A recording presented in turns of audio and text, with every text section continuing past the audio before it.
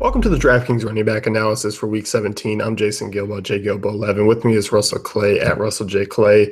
Run through the running back position, and overall, this week is a little bit different because we're kind of dealing with some guys who, might be in larger roles because it's Week 17. Yeah, in some sense, I definitely agree. Although I will say, of all the positions, I feel most comfortable with running back.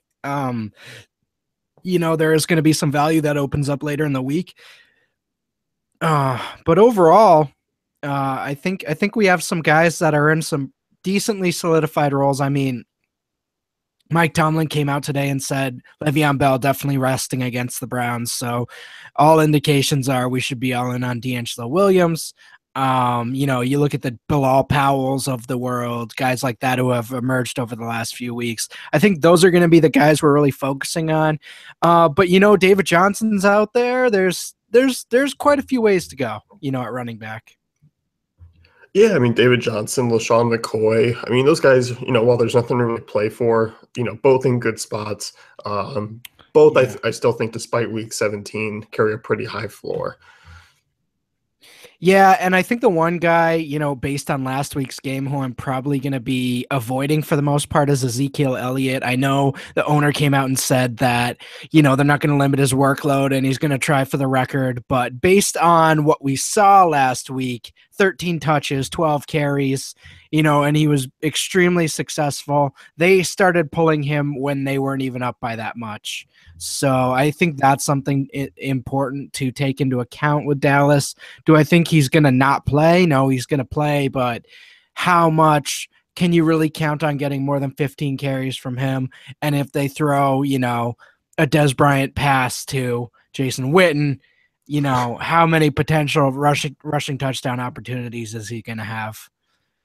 Right. I mean, his snap counts were certainly down. I believe he was at 53% this past week, and it was Darren McFadden sucking up the rest. So, I mean, yes, entire series, right? Yeah. So I think it's essentially, he's still priced up to a degree where you don't really necessarily need to take that chance because, as you put it, he basically has to be his most efficient on those 13 carries and really get those touchdowns. Mm-hmm. Another guy, you kind of look at this Saints-Falcons game. I like this game. You can look at Freeman, you can look at Tevin Coleman. He's a guy I like as a value. Obviously, super high risk, high reward, but in a tournament, that's intriguing. Devonta Freeman, had a big game the last time out against the Saints. I think this is a guy that could potentially be a high upside option that just might be low-ish owned compared to what the matchup is for him. I think he's sort of in that range where, he's going to be 10 to 15%. I think that's a really good range for him. Let's see. What did he do against New Orleans the first time? I believe him and Coleman combined for 5 touchdowns.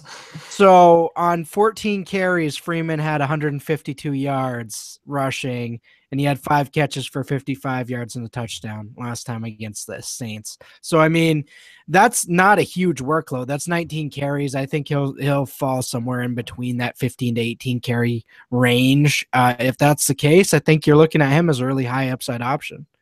Yeah, I do too. I mean, I like that game. As you put, one of the higher totals of the week, still should be relatively competitive in terms of starters being out there. Bilal Powell, 6,500, obviously come off a down week. Great matchup against Buffalo, who's just been shredded basically on the ground. Yeah, I think we got to like Bilal Powell coming off a rough game. I think that the first 2 games before that are the better sample size here. Obviously a prominent player in the receiving game. His price is very reasonable for what he's averaged over the last 3 weeks. The Jets just don't have much left. I mean, they're throwing Devin Smith out there, who I'm excited for the future, but clearly not ready yet. Brandon Marshall's a shell of himself. They don't have a starting quarterback. They need Powell. He's their offense. So 6,500, yeah, cash game guy for me. And really, you look at this range, kind of an ugly group of matchups / snap question marks. You look at Ty Montgomery.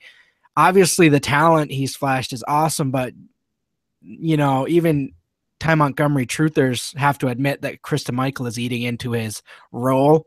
Is that to say you can't play Ty Montgomery? No, but I think his snaps are going to be limited.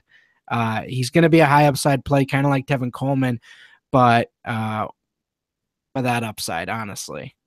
And kind of, with the rest of that range there, I mean, you have DeMarco Murray, who's priced lower than what he's been at all year. Do you see kind of Derrick Henry sneaking in and getting a few extra touches this week? I'm not touching him without Mariota. I think this could all come crashing down for Tennessee. Mariota played amazing this year, and to think Matt Castle's going to come in. Houston's seen Matt Castle; they have game film on him. This is gonna potentially get ugly for that offense. I mean, Murray is a great talent, but as you mentioned, they've been already sneaking in Henry with touches on the goal line already before the injury. So, it should be a back and forth game, but overall, don't love that offense at all. Yeah, I mean, that takes basically you're talking about guys loading it in the box and just kind of waiting for them to run at them. As always, we kind of look to a San Francisco game and talk running backs. Thomas Rawls with the questionable tag, Ezekiel expects him to be okay to go. For me, I mean, I kind of actually like the passing game a little bit more in that one if I'm getting Seattle exposure. But, I think it's always worth noting that running backs are certainly always in play. Certainly always in play, and you got Alex Collins waiting in the wings there. He actually might be the guy I'm more interested in taking the gamble on, especially with Rawls with that questionable tag. It's San Francisco. If Seattle gets up, 14-21 to nothing early on, we could see a big Alex Collins game in terms of touches. If Rawls is hurt, I mean, it certainly seems like he is. Seattle's going to try to get him as much rest as they can. So if that's the case, Alex Collins might be the move there in a contrarian way. But overall, I mean, I don't know about you. I'm probably staying away, just generally speaking. Yeah, I think so. I think that's going to be the way I move, just because, one, DeAngelo Williams in that range for me. Mm-hmm.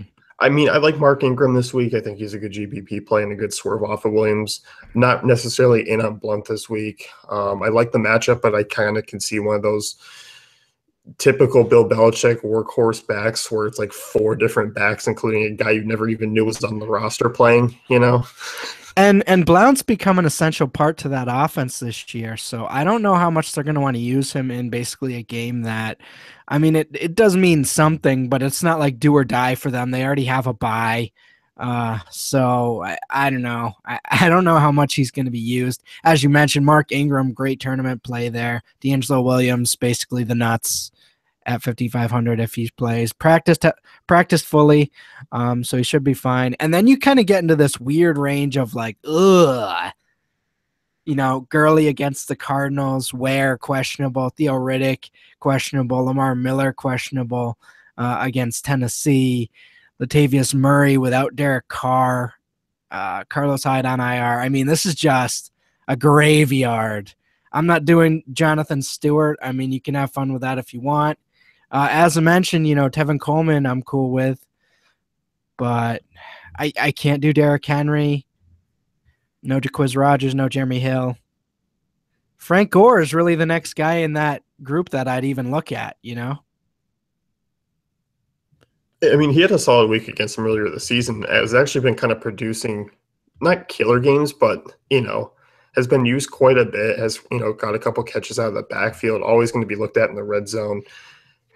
He's not that bad of an option, but I just don't think on this week that you really need to use him. Yeah. So, I mean, generally speaking, and really below that, I don't think you need to do that. Obviously, Jerick McKinnon's been a huge piece in the passing game the last, 20 targets in the last 3 weeks. So that's certainly and he's caught all of them. So that's certainly nice, but obviously you're not loving what you're getting in the, running game really.